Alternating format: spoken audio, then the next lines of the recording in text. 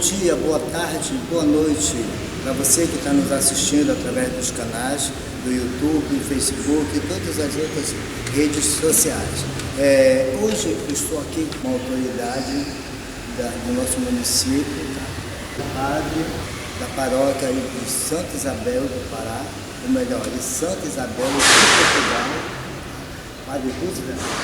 Boa tarde, padre. É um prazer estar aqui com o senhor. Mas para começar a nossa entrevista, eu gostaria que o senhor falasse aqui como surgiu o Sírio aqui em Santa Isabel do Pará. Boa tarde, meu amigo, irmão Tito Miranda. Me sinto lisonjeado com esta oportunidade que nos é permitida de falar um pouco da história do Sírio, da fé deste município, da Igreja Católica. Vejam bem, a fé deste povo excede a criação da paróquia. A nossa paróquia foi criada em 12 de janeiro de 1935, exatamente no aniversário de Belém. Aniversário de Belém.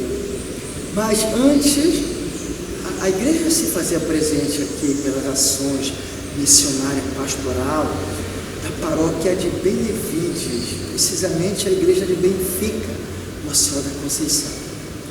Mas a partir de 1935, então, juridicamente, de Portugal. De lá para cá, começamos esse nosso trabalho. O Sírio, como foi a sua pergunta inicial, ele começou no primeiro domingo de julho de 1945, precisamente 10 anos depois de eu ter saído da paróquia, quando o pároco aqui era o padre Marcos Chavalli, aliás, o primeiro pároco da paróquia. E uma curiosidade é que o nosso Sírio, os primeiros sírios não saíam do Colégio Antônio Lemos, como já é tradição hoje. Ele saiu lá do sítio Moema, na BR-316. Eu não sei precisar a vocês quando foi que começou a sair do Antônio Lemos, mas é verdade que o Sírio, os primeiros sírios saíram de lá dessa capela. E padre, no percorrer dessas décadas, houve várias transformações no prédio, na estrutura da igreja, de capela, passou a igreja, e hoje a igreja continua ainda em construção. Posso fazer um resumo mais ou menos, como é que está sendo essas etapas? Tudo que eu consegui captar nestes 19 anos que estou aqui, só 19 anos já paro aqui, estou aqui, eu destaco 3 grandes momentos significativos nestes mais de 80 anos de igreja, de paróquia. Houve aquela capelinha inicial, construída lá no início, 1935. Depois, então, já pela década de 60, então foi erguida a igreja em concreto armado, a igreja de Santa Isabel de Portugal, com 2 torres, 12 colunas no interior dela, lembrando os 12 apóstolos.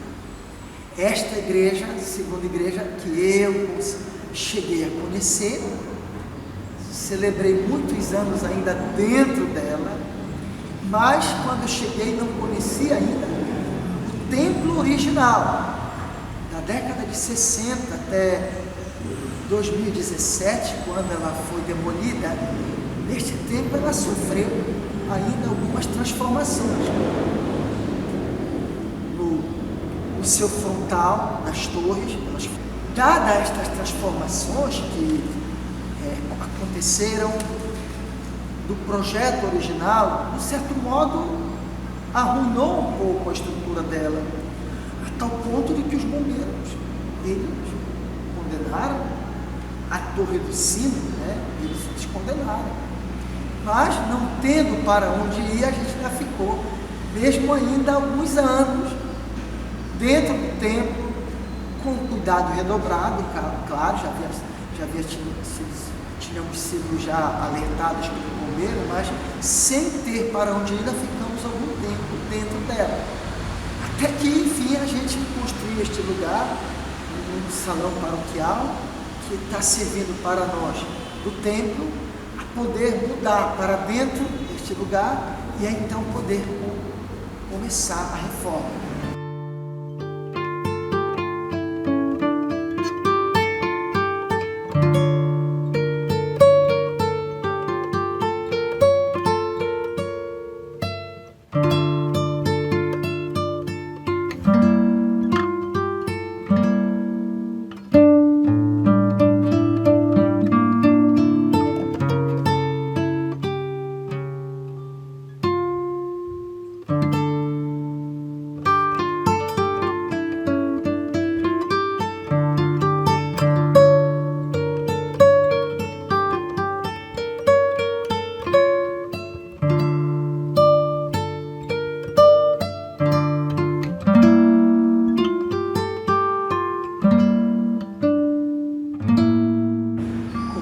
Podem ver, quem visitar aqui a nossa cidade, vindo, Sírio, de Santa Isabel de 2022, poderá ver esta realidade. É uma obra grande e posso dizer a vocês que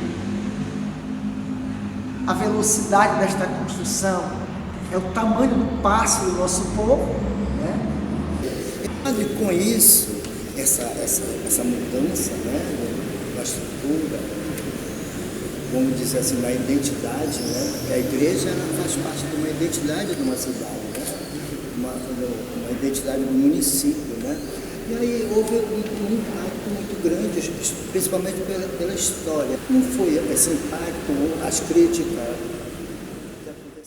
Olha, Tito, eu digo para você que o meu coração, ele se contorceu de dor, porque eu sei do aspecto cultural, né? Uma igreja de estilo antigo, né? 60 anos de pé, então é uma identidade do povo isabelense, era um dos prédios mais antigos, então o meu coração também contorceu de dor quando foi preciso mesmo demolir, tá? Então, olhando, como já falei a você, né? Durante esses 60 anos que esta igreja permaneceu de pé, o prédio sofreu algumas mudanças e ofenderam a estrutura dela. E quando nós tomamos uma decisão dolorida, o bispo, eu, os diáconos, de olhar o custo-benefício de uma reforma, chegamos à conclusão de que era preciso demolir a igreja, demolir o prédio, construir uma nova igreja. Hoje, posso dizer a vocês que os nervos e as poeiras sentaram um pouco mais, o oxigênio que serviu de combustão para profundas críticas, mas eu digo a vocês que, do fundo do meu coração, foi dolorido para mim tomar esta atitude, mas com consciência muito tranquila de que era necessário. Era necessário. Não dava para maquiar uma construção num prédio que precisava, sua estrutura estava abalada. Dói ter destruído esta identidade, mas alivia o meu coração quando chego à conclusão, era necessário. Pela segurança, principalmente. Nesses 2 anos de pandemia, sabemos que as atividades, né, principalmente as festividades, como foi que o padre conseguiu aqui? Tivemos exatamente 90 dias. 90 dias. Eu digo, no ápice da pandemia, no ápice, tá? 100 dias que a igreja permaneceu fechada. Uma grande lembrança dolorida desse tempo é ter que celebrar durante 90 dias, todo dia, a Eucaristia, sem o povo, sem o povo, só o Padre, sem o povo. É uma lembrança muito forte deste tempo. E tudo parou nas nossas 35 comunidades. Parou tudo. Tá? Como a gente sobreviveu? Pode ser uma grande pergunta que você que nos escuta pode estar fazendo, porque é uma indagação também do nosso entrevistador aqui. Olha, a gente viveu da caridade do povo. Não nos faltou nada. Não nos faltou nada. Vivemos da caridade do povo, das doações, do alimento que chegava diariamente na porta da casa paroquial. Nossas comunidades fecharam. Os sírios, todos cancelados. Nossas reuniões, nossas novenas, peregrinações, tudo foi. Tivemos que apelar para os meios de usar os meios, né, da mídia social, das plataformas que estavam ao nosso alcance. As famosas lives. As lives, né, entraram aí em moda, né? Padre, este servo que vos fala aqui, sem ter muita habilidade com nada. Eu imagino. Sem ter muita habilidade com nada, mas por força da necessidade tivemos que encarar. Tecnologia.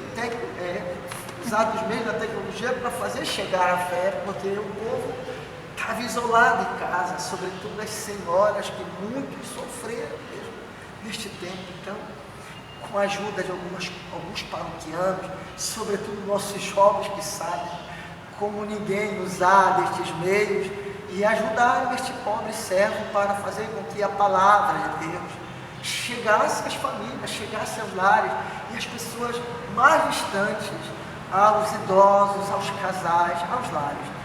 Foi um momento de dor, mas de muito aprendizado, muito aprendizado. Nada nos faltou, nada nos faltou. Deus possibilitou os meios, ofereceu os meios para que a gente, com toda a nossa pobreza e miséria, fizesse chegar esta palavra. E foram 100 dias, mais ou menos 100 dias, de fechamento mesmo, de isolamento.